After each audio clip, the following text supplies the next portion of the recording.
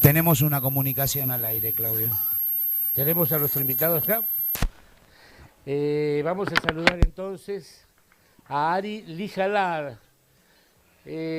¿Cómo explicar el orgullo que es para nuestro programa, El Laberinto, tener a Ari en línea y poder charlar un rato de una forma distendida e informal? Ari es un periodista destacado,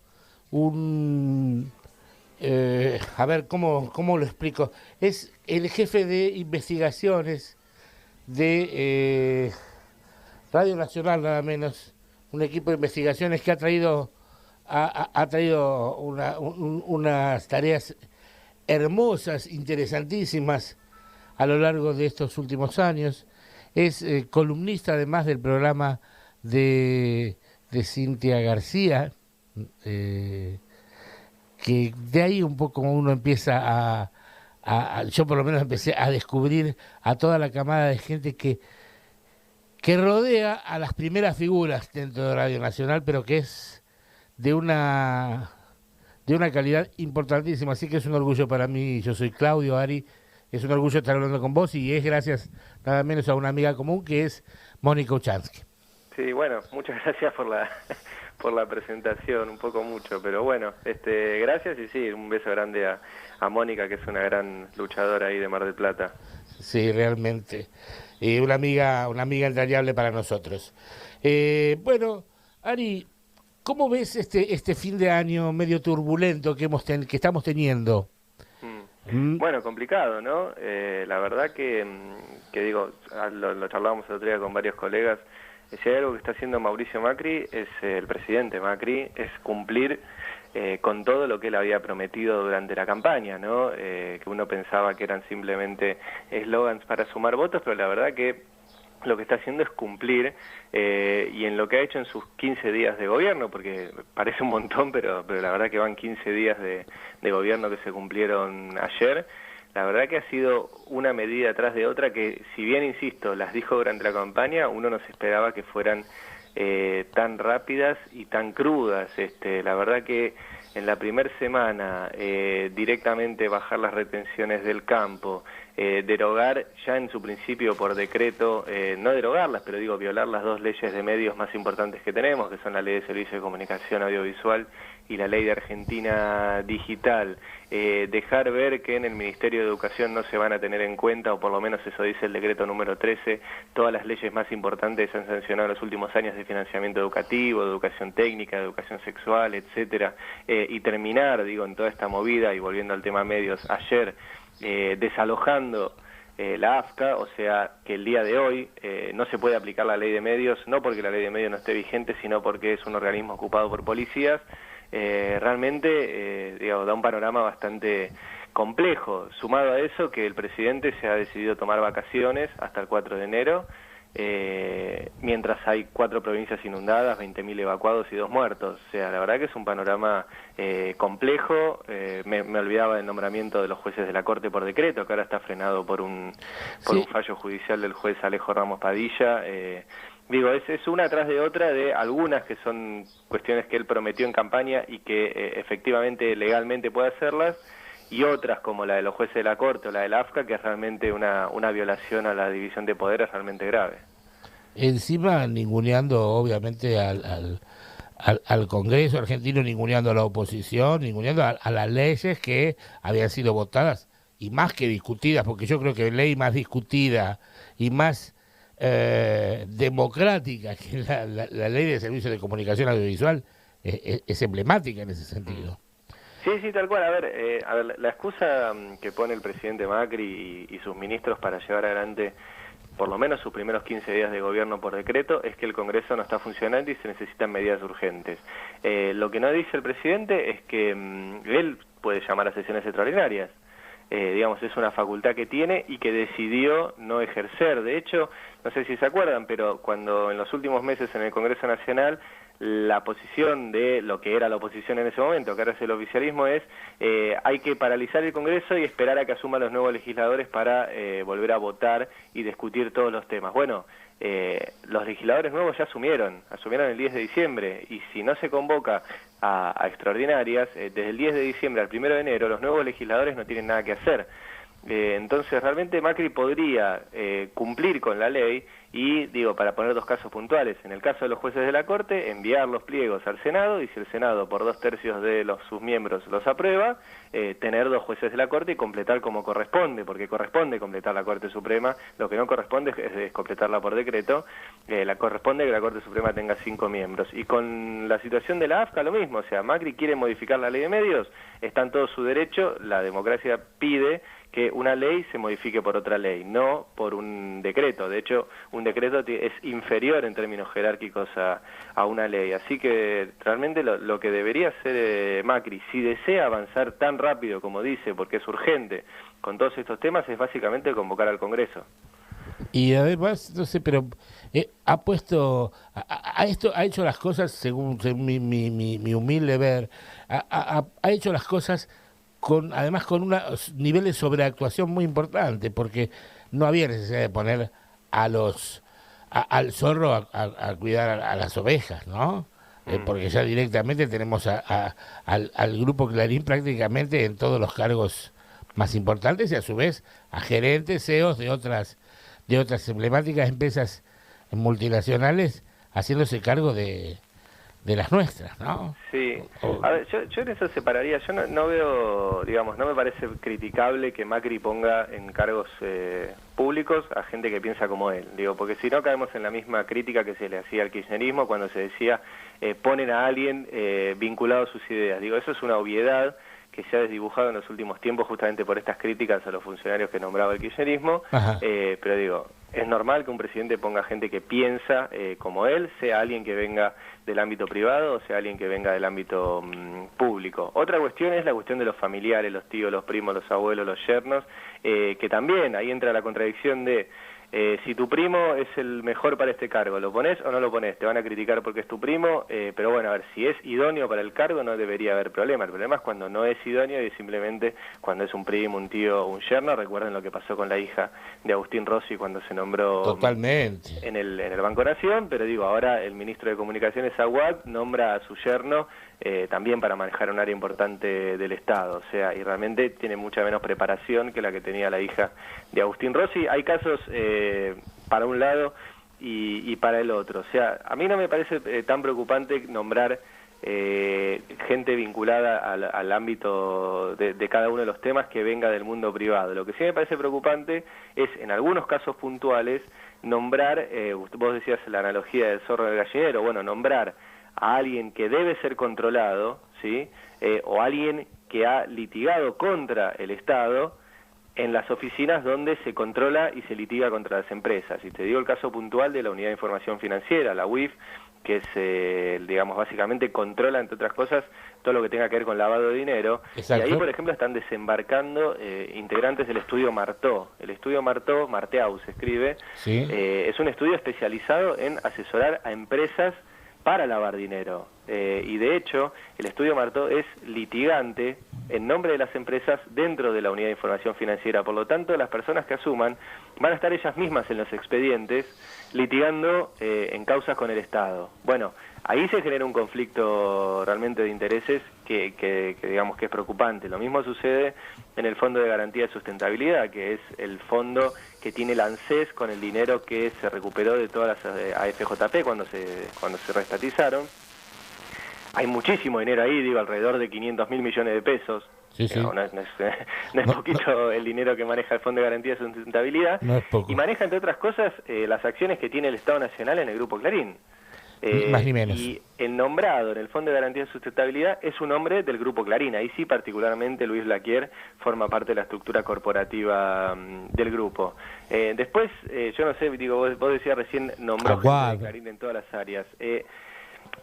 No hay gente particularmente del grupo Clarín en las áreas, sino que... Aguad, ¿no?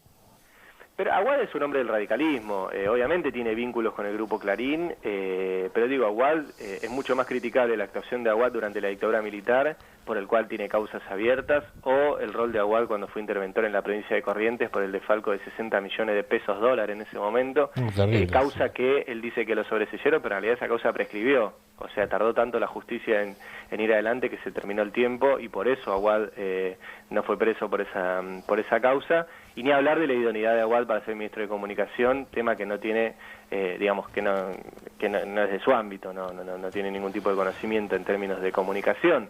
Pero sí lo que hizo Aguad es intervenir, pero lo hace el presidente Macri, las dos áreas que manejan todos los intereses del Grupo Clarín, o sea, todo lo audiovisual y todo lo de telecomunicaciones. O sea, realmente en el decreto, esto ya había empezado con el decreto 13, ¿sí? Que fue el decreto de ley de ministerios, que es lo que hace cada gobierno cuando asume. Por eso separo las cosas que son legales de las cosas que se corren de la legalidad. ¿Es legal que un gobierno cuando asume cree una ley de ministerios, la modifique? De hecho, sí. Todos los gobiernos lo hacen. ¿Por qué? Porque cuando vos asumís la presidencia, querés tener el organigrama según tus preferencias. Y eso está perfecto, y eso lo puede hacer Macri. Lo que no podía hacer dentro de esa ley de ministerio es violar dos leyes, ¿sí? Y esa ley, y ese decreto en la parte del Ministerio de Comunicaciones le quitaba a la AFSCA y a la AFTIC, o sea, a la que controlaba la regulación audiovisual y la regulación en telecomunicaciones, el poder de autoridad de aplicación. O sea, les quitaba la función esencial que tienen por ley, que es regular esos dos ámbitos. Y a la intervención, perdón Ari, discúlpame la interrupción, y a la intervención de la AFTIC está relacionada con el tema ahora del 4G. Exactamente, o sea, el grupo, recordemos, hace un mes y medio, será más o menos 2 meses, Clarín anunció que había comprado Nextel. Exacto. Y después la AFTIC dijo, la compra en Nextel tiene que ser autorizada por la AFTIC, eso dice la ley, y esa compra no está autorizada. Clarín judicializó este tema y ya tiene un fallo a su favor para avanzar con esa compra de Nextel. O sea que sí, efectivamente Clarín quiere ir hacia el mundo de telecomunicaciones, que insisto, puede hacerlo, lo que no puede es hacerlo violando la ley.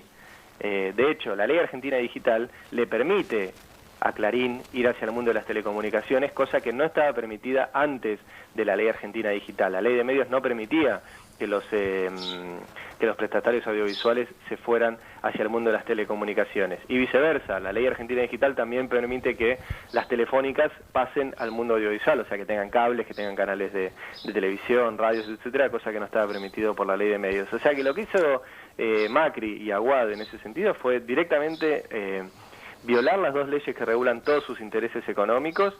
Y en el caso ayer de la AFCA ya fue directamente, digamos, es gravísimo lo que pasó ayer en la AFCA. O sea, que un juez, a pedido de un interventor que está designado de forma irregular, en menos de 24 horas, defina desalojar un edificio público, porque una cosa es ir, y como decía ayer Martín Sabatella, bueno, ir y desalojar a Sabatella, si supuestamente es el eje del conflicto. Bueno, es grave, pero el organismo sigue funcionando. Ahora, claro, que la policía ingrese a un organismo público que tiene que aplicar una ley, lo desaloje, le ponga fajas de clausura y anule su posibilidad de funcionar, es realmente grave. O sea, es impactante la poca repercusión mediática que tiene esto, teniendo en cuenta de que ese organismo regula el funcionamiento de los medios.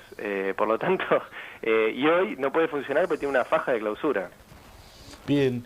Tu reflexión sobre cómo está el clima en los medios de la televisión pública, la radio pública. Contanos un poco qué clima se está viviendo en ese...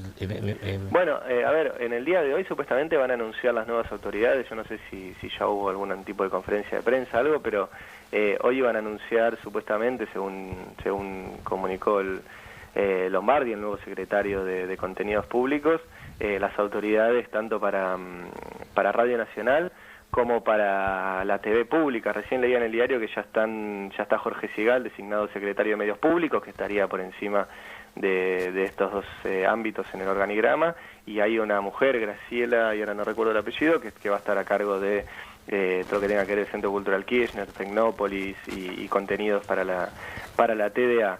Respecto al clima, a ver, realmente yo creo que lo que tendría que haber pasado en la TV, en RTA, digo, que es la empresa que controla la TV pública y la radio pública, es que se cumpliera la ley. Y la ley decía y dice que los mandatos de Tristan Bauer, que era el presidente de RTA, como de todo el directorio de RTA, porque recordemos que RTA, aparte de un presidente, tiene un directorio donde hay miembros del oficialismo o del exoficialismo, de lo que era la oposición que ahora es oficialismo, de las universidades y de los sindicatos y del Consejo Federal.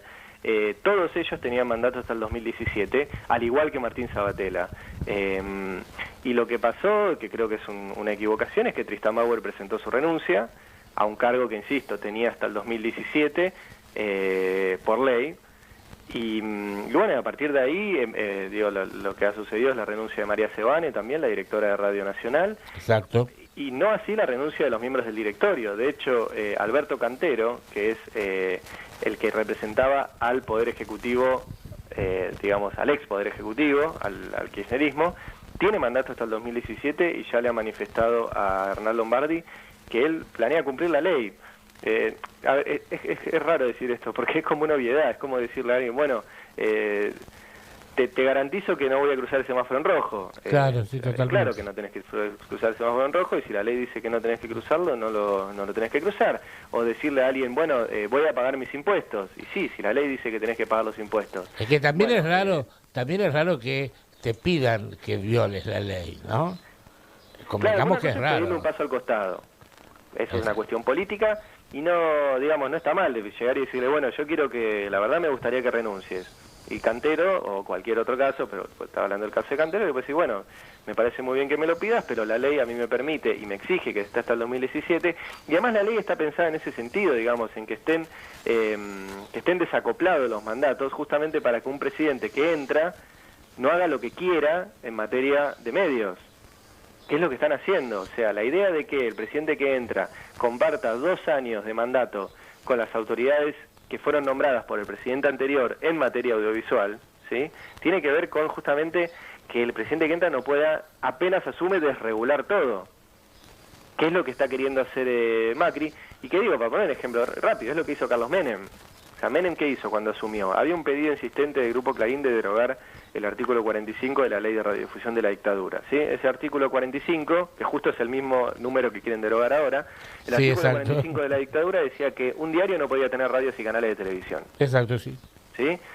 Clarín quería, y de hecho ya controlaba Radio Mitre de forma ilegal, y Canal 13 de alguna forma, tener canales y radios de televisión. Entonces presionó, y dentro de la Ley de Reforma del Estado, Menem introdujo la derogación del artículo 45 de la Ley de Radiodifusión. Por lo tanto, Clarín pudo blanquear Radio Mitre, que la controlaba hacía varios años desde el alfonsinismo de forma irregular, y pudo presentarse a la licitación por Canal 13, que fue la primera privatización que hizo Menem. Ya en Canal 13 tenía igual algún que otro desembarco, ¿eh?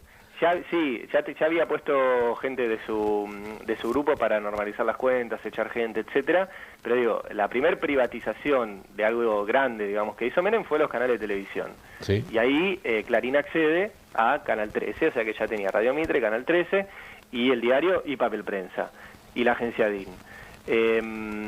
O sea, Macri está en ese sentido copiando lo mismo, o sea, le está volviendo a otorgar a Clarín la plataforma legal para seguir siendo un medio de posición dominante clara en la Argentina.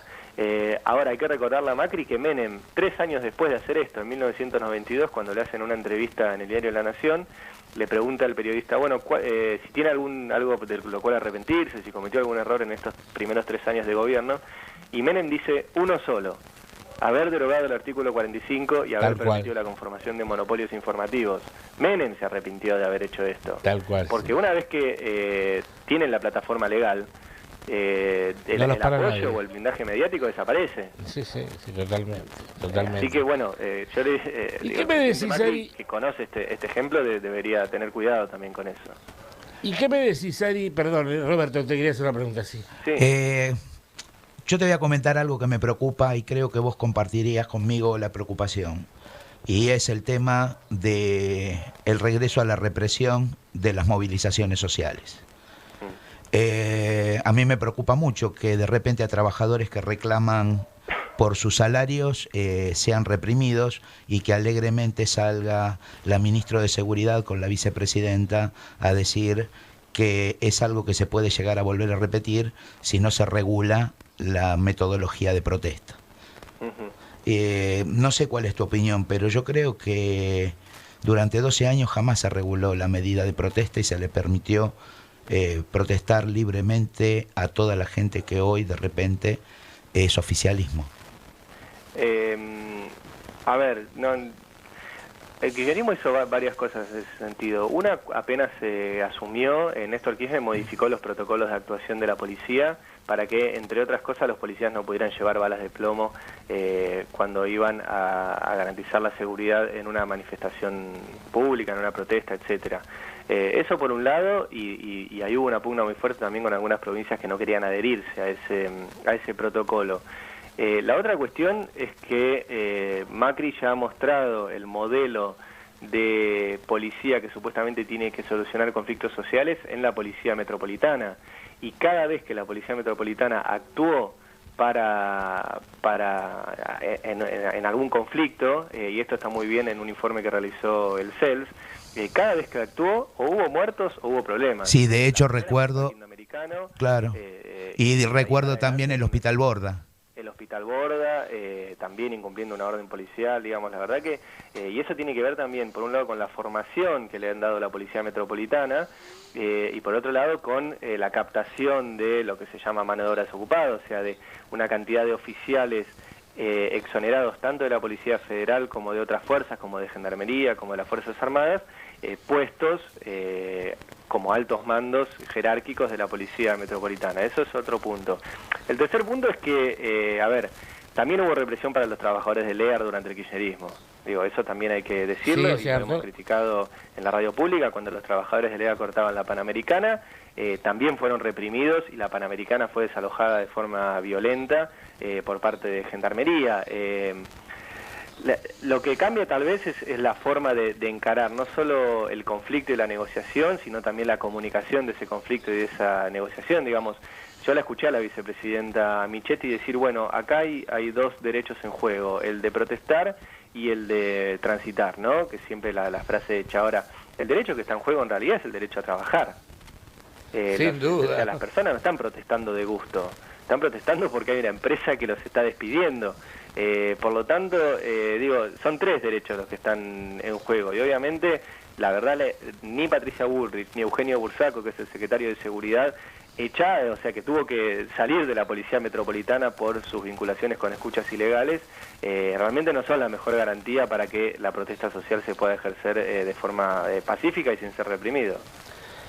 Dos cosas más y te dejo porque no queremos ocuparte de tanto tiempo, Ari. Una de ellas es esto que se está gestando de querer pretender exhumar los restos de Néstor Kirchner, de hacer más, ampliar las investigaciones por OTESUR y demás. Esta escalada de vamos por todo pero mal. ¿Cómo lo ves esto? ¿Es un globo de ensayo? Lo de los restos del expresidente Kirchner pensé que era un chiste. Entiendo que hay una presentación de algún abogado, pero realmente sería de muy mal gusto. O sea, con todas las diferencias políticas que pueda haber entre el kirchnerismo y el macrismo, creo que hay ciertos límites que se respetan. Y la verdad que no creo... A ver, una cosa es lo que haga el Poder Judicial por su lado. No creo que el macrismo quiera, en ese sentido, hacer algo de tan mal gusto. Digo, más allá, insisto, de las diferencias, creo que hay ciertos códigos sociales que se respetan, y digo, se trata de un hombre que murió, y de su viuda que tuvo que seguir gobernando a pesar de ese dolor personal. La verdad que no... incluso me he olvidado, ahora que me lo mencionás, lo vi en algún lugar, pero no... Digo, espero que no lleguemos a esos extremos, realmente. Todo lo que es el mundo judicial, digamos, no es nuevo.